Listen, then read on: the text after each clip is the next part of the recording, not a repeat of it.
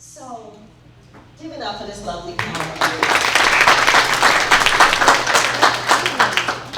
So, we see a lot of holiday films about Christmas. DaNietra, what made you all write a film about Thanksgiving?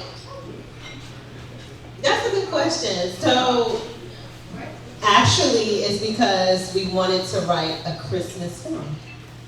And I was like, you know what? We have a lot of family meetings. And one time we were in a production meeting, and I was like, you know what? Let's make a holiday film.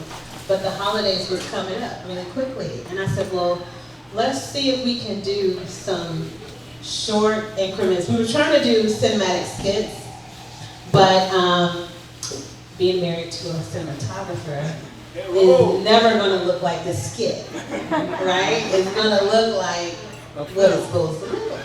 Amen. So that's how we came up with. There we go. That's how we came up with the concept of doing Thanksgiving. We're going to do some more installments of the More The Merrier. We're going to do. I know it keeps going out. I think the battery's low, but we're going to do More The Merrier. NYE? Just get her mic. Okay. We're going to do More The Merrier NYE. We plan to do Valentine's Day, Juneteenth, and end up doing a Christmas.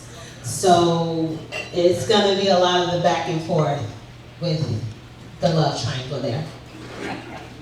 And so, Kendall Joy, let me ask you this. Have you ever been in the same situation as Jewel? Were you able to relate to her character with guys fighting over you, especially at a holiday gathering with your family? Yes, I have. I'm just kidding. I'm just kidding. That is a very interesting situation, and I would feel bad for anyone that's put in Jewel's position.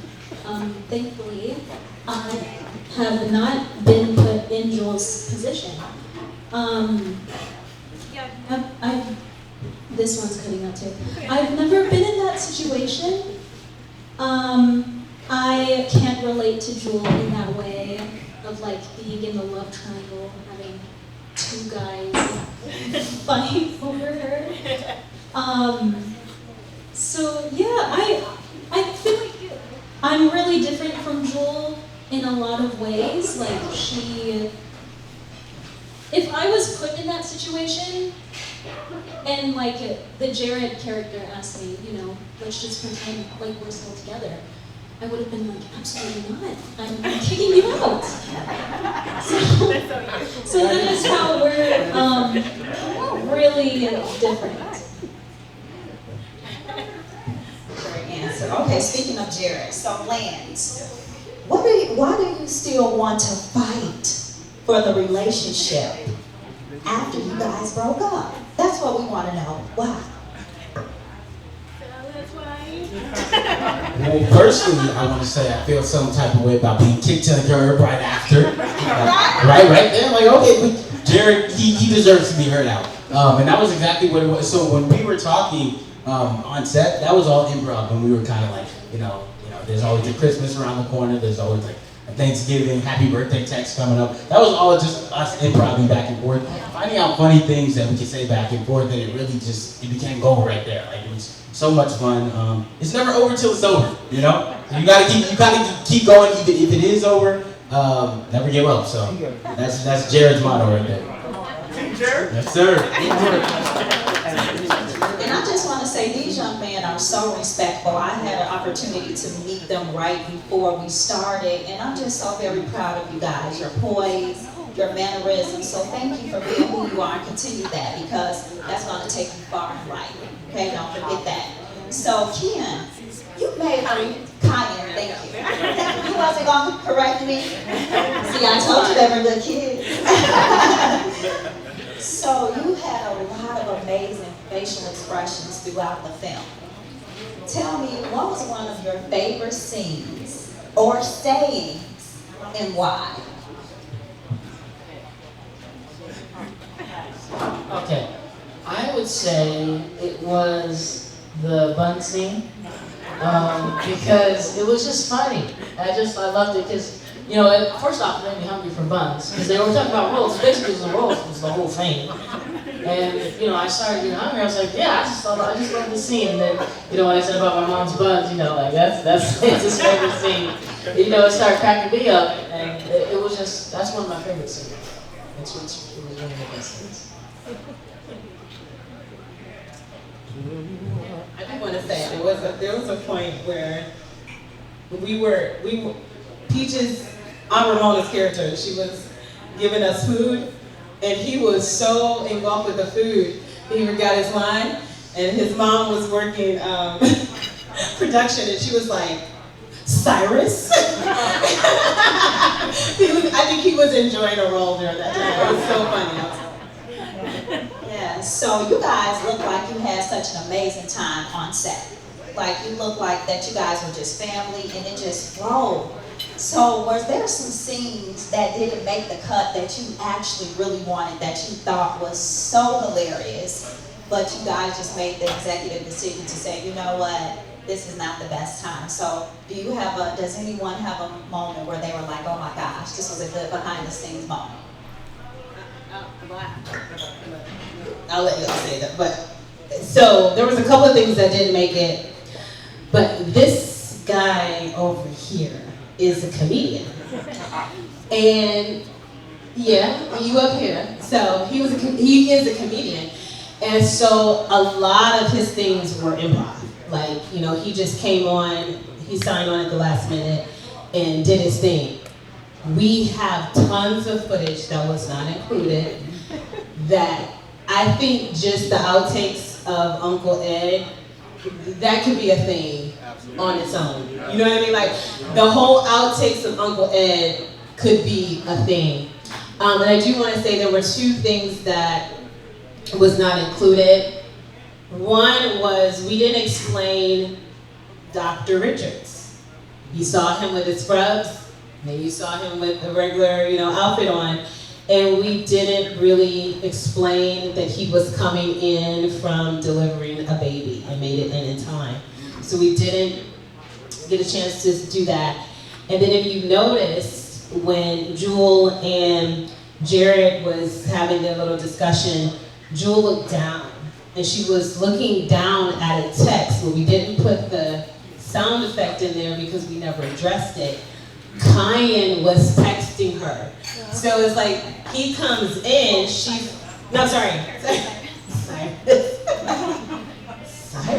was texting her.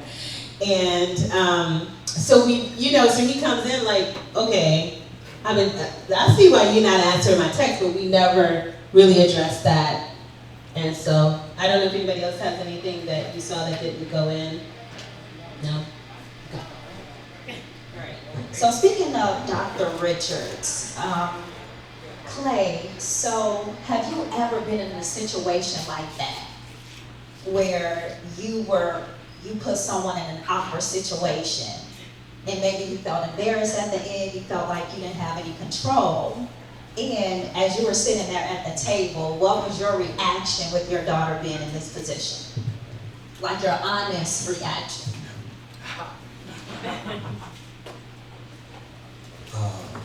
I think the best way to answer that is yes and no. I'm gonna tell my version. I was in a love triangle, me personally. There was a group, a hip hop group called Bone Thugs and Harmony back in the day.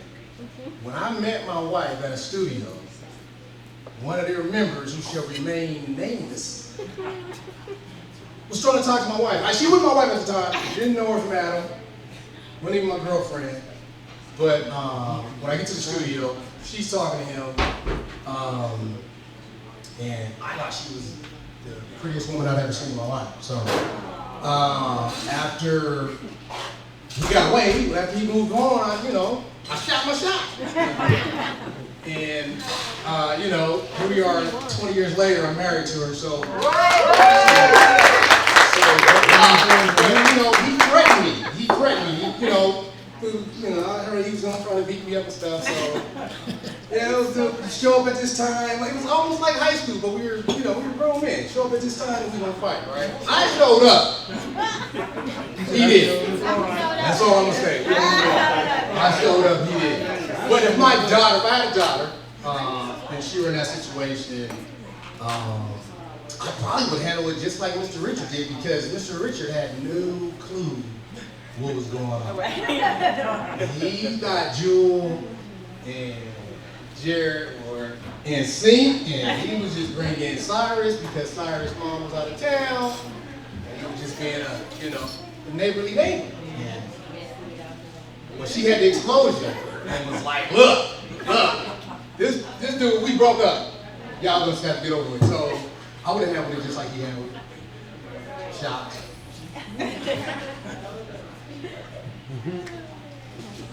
With that being said, so Kendall Joy, let me ask you this. Do you think that parents play a huge role, and I can ask the boys that as well too, do you think your parents play a huge role on who you'll end up dating? You better. True. Tell the truth. Do you mean for the character or for me? For both. You don't need a whooping if you don't answer right For both, I feel like with Jewel, I'm gonna answer for Jewel first. I don't think that they will play a huge role in who she chooses, because she seems like she'll make her like own decisions, but there is like a clear favorite with both of the parents. With Mrs. Richards, there's Jared, and then with Dr. Richards, there's Cyrus. That is definitely something that me and my mom came up with while writing. And as for me, I definitely feel like my parents will play a role in who I end up marrying, because they taught me so many things about love, red flags and green flags. When we're watching Love Is Blind, they're like right by me, and they're like, see, this guy's trash. This person, that's a green flag. So they're very immersed in that, but also just always teaching me things about love and stuff. So yeah, I definitely think so. Wow. Sorry. No, you covered like every nose. Wow. So this is the question. Like, okay, I instantly like thinking about it. Would my parents play a role in who I ended up with?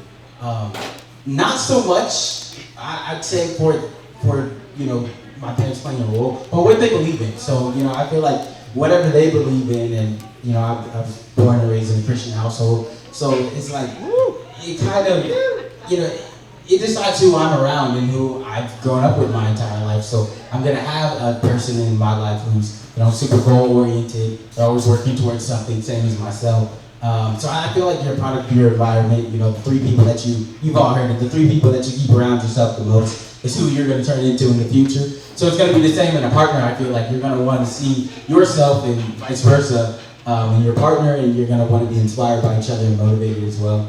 So I definitely feel like from that standpoint, my parents both kind of jammed that into me growing up. So that's my answer for that one. There we go.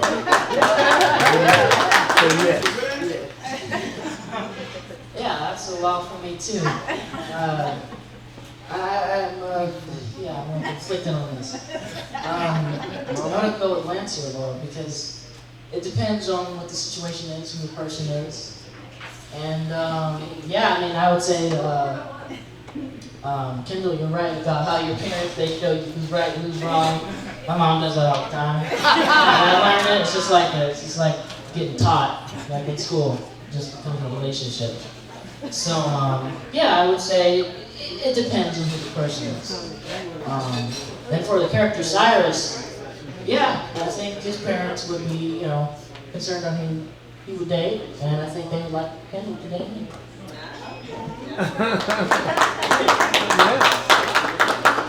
Well, we can't wait to see episode 2. This is amazing. So, Keith, the comedian, the funny man, give it up for Keith. So hilarious. And so we heard that you have a character named Pops. Now, how is Pops connected to Uncle Ed's character?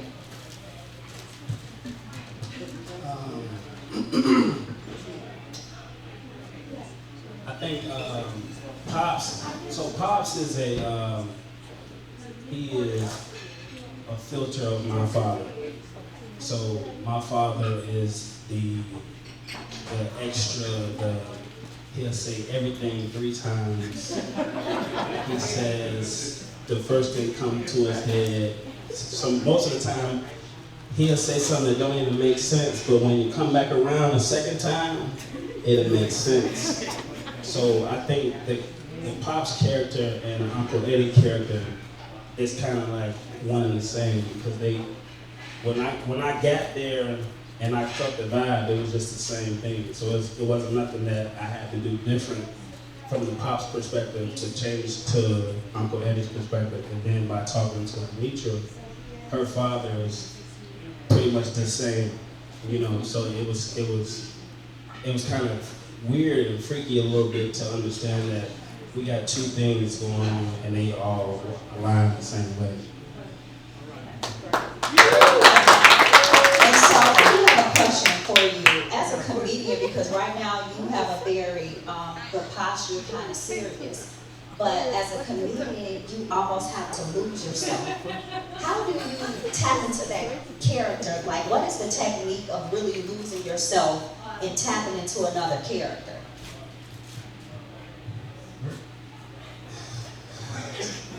Lose yourself. But no, I don't know how to answer that question. Embrace another side of yourself. Is it movement? Is it a rhythm? Well, to me, it's already inside of me.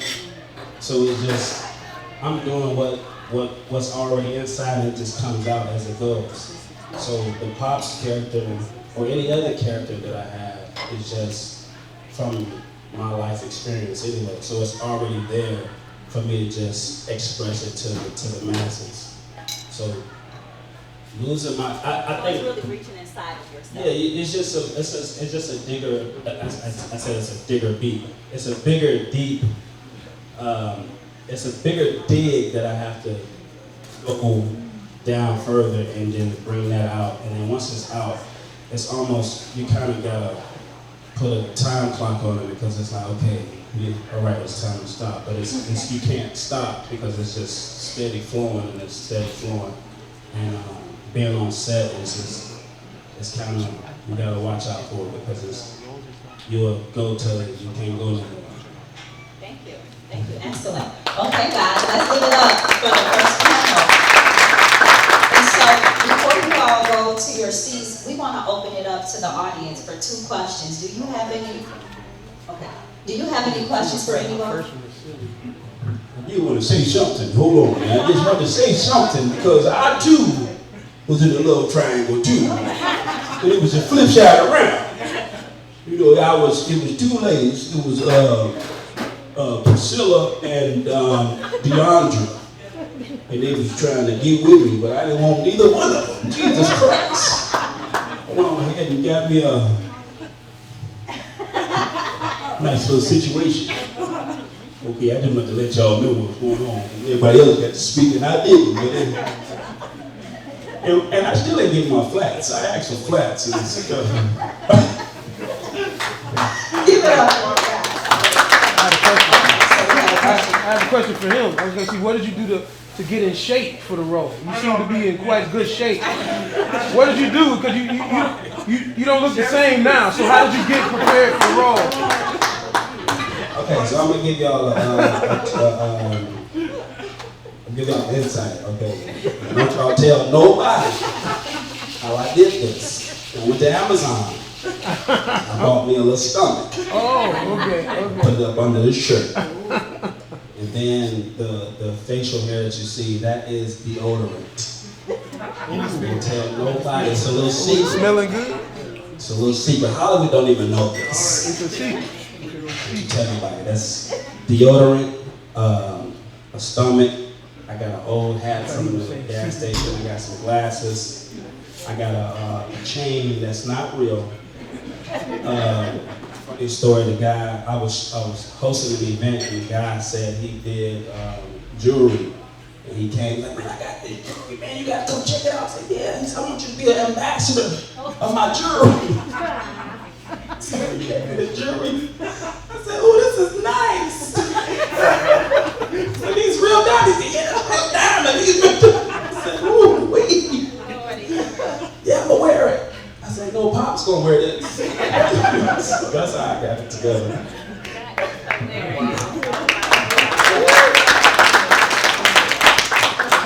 Question. Hi. Whenever you all were like collaborating on set, how did you decide what worked, what felt right, and then sort of then like where to go from there to make? I really enjoyed it. So it was a great production. Well, what's funny is that Kendall Joy and I wrote this in like a night. And so when they got on set, and I do want to say this was very quick, guys. So this was not like, yeah, it was super quick. I think we got you at the last, literally the last hour. We got Lance at the last. Lance probably signed on 3 days before we started shooting, guys. Literally. Got a script 3 days before we started shooting. So to see that level of professionalism, that level of skill, when everybody got on set, I told the guys, I said, listen, I'm not a young man, I never will be a young man, so if the words on the paper does not sound like something you would say, feel free, let's play. You are artists, and that's what we want to do, we want to come to play. And I want to say it felt that way, I hope that it did, I hope that we provided space for you all to just come and play. And I think I hope I answered that question. Does anybody want to have anything else to say? Not on that, but before I forget, I want to say it was, as an actor, I enjoy whenever I'm on set, but this probably was the most fun I had on set. And I want to say this in serious, watching these three young people work was absolutely amazing. Absolutely amazing to see their professionalism and see them use their God-given abilities. It was refreshing, it was revitalizing, it encouraged me, and it was just a joy to just see the God-given ability that he put in them come forth. And for DaNietra and Kendall Joy to write this and then let them literally just give birth to it in their own personal way, it was a pleasure. It was an absolute pleasure for me to just sit back and just watch them work. So, and let me be the first to say this. If you don't see the three of them on the big screen in the next year or two, trust me, something is wrong, because they're talented people. And then the new installment that's coming up, I won't mention his name, I don't want to give away. DJ, he back there. Cedric Joe, Yes. Man. He's going to fit right in with these three juggernauts. That's what they are. These young people are juggernauts. And Keith, before I finish, Keith is an absolute fool. Talking about stuff left out. He did this one run, and nobody wanted to stop him because we knew he was in that zone. And the only thing that messed it up, somebody was on set off camera and they just started cracking up, and it was like, Justin. Hey Justin, that's your mama. I wouldn't want to say your name, but she already said it. He left, but Justin. Okay. So anyway, we can talk about it. That's all I wanted to say. So it was Man, it's gonna be amazing when this new installment comes out. And because Clay mentioned it, we have our wonderful guest, CJ, Cedric Joe, here with us today. He's going to be in our next installment, the More The Merrier NYE, which is New Year's Eve. So we're really excited to have him on to do that one. He's going to serve as the newest distraction, okay? Are y'all ready for that? Oh yeah. Okay, so CJ, you've probably seen him in Space Jam. He played Emmett Till. He's done a lot of different things. We met him on the set of Good Trouble. And say hello to people. How you guys doing? My name is Cedric Joe. First off, I just want to congratulate you all. You all did great. It's a wonderful cast. I just want to say thank you for even thinking about me and letting me be a part of the cast like this. Yeah, I'm excited. It only get more messy, y'all. I'm gonna just warn y'all now. It only gets messy. So, but I'm excited though. Yeah, give it up for the cast.